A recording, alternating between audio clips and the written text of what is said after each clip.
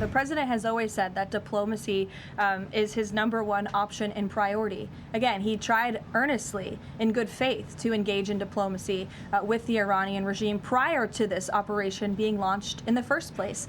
Despite all of the public posturing you hear from the regime and false reporting, talks are continuing and going well. What we're hearing from them is more reasonable. They have agreed to some of the points the United States laid out. If the Iranians reject this golden opportunity, the greatest military in the history of the world continues to stand by to provide President Trump with every option available to ensure this regime continues to pay a grave price.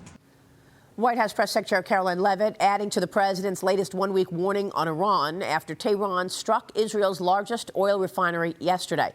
This morning, the U.S. hit an Iranian depot said to have housed enriched uranium.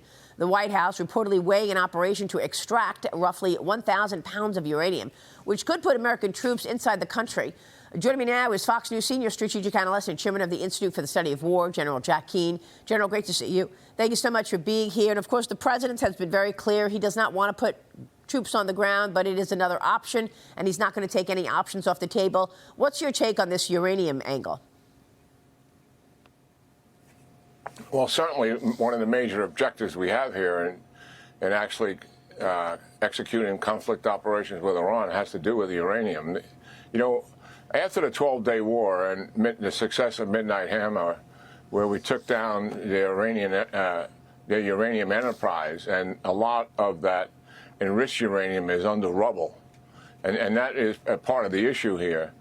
But what happened after the war was over is Iran made a commitment to actually double their efforts to go back to their goals and objectives, which was really quite remarkable, given the setback that they had. And that convinced Prime Minister Netanyahu and President Trump that this regime hasn't changed one bit. Why? They're recovering their ballistic missile program with some Chinese assistance. They're building an incredible amount of thousands of drones again. And they fully intended to recover their nuclear program. We had very exquisite intelligence on that. They had selected 2 sites to restart the program there. And they also had some enriched uranium that could not be destroyed by an airstrike, but was under rubble. And this was their objective. And then they were pushing money to their proxies through different banks than what they were using in the past, passing it through Istanbul. We picked up on all of that. So they were returning to their goals as the predator in the region, using confrontation and conflict to achieve their goals to destroy the state of Israel, drive the United States out of the region. And that's why we're doing what we're doing now, is because there was a convincing argument that we had to stop this regime from gaining increased capability, so much so that they would have leverage over Israel and our partners and our U.S. bases in the region with increased missiles and drones. That is the basics for what's happening here. Yeah. And where are we now? We're a month into this, and we have some time to go, and things are getting more challenging, and we knew this would happen. What's happening here? The Iranians are trying to deceive us as to where their launchers are. They're moving them around quite readily. They're trying to hide as many of the drones as they possibly can. We know where their ballistic missile storage sites are. We've destroyed most of those, but there's still missiles underneath the ground that we're working at getting to. We've taken down most of their defense industrial base. These are the defense firms in the public or private sector that sustain the military capability of the regime. And what we've been working on for the last several days, Israel and the United States, is their industrial base. In other words, steel mills, other manufacturing capabilities that don't directly have military implications, but also help to sustain their economy. And been gradually taking that down and severely pushing them back on their heels. And what else do we have in front of us? Big item is, what are we going to do about the nuclear enrichment? Are we going to conduct airstrikes and try to diminish their capability to be able to extract that? And if that's the case, we likely would have to, as the Israelis say, mow the grass, come back and conduct other operations subsequent to finishing this one. Straits of Hormuz, that's on the military agenda, certainly, to open that up and secure it and make certain it becomes vital for the distribution of oil through the Straits of Hormuz, the Persian Gulf, and the Gulf of Oman. Yeah. Those are the menu items in front of us. And then the last one is Kharg Island, which controls 90% of their oil distribution. So there's more work to be done in the weeks ahead. This is a tougher work, and they knew that it would be this way because the regime gets a vote every day. And that's why we said this is a condition-based operation. We have to adjust to what the regime is doing. We've got the adaptability and flexibility to do that. Yeah. There's no doubt in the minds of the IDF commanders, Maria, and in the minds of the CENTCOM commander that the things I just mentioned, that we can be successful at achieving those goals for the Prime Minister and also for the President of the United States. Yeah. That is the path we're on in terms of the military. The other one is a diplomatic path.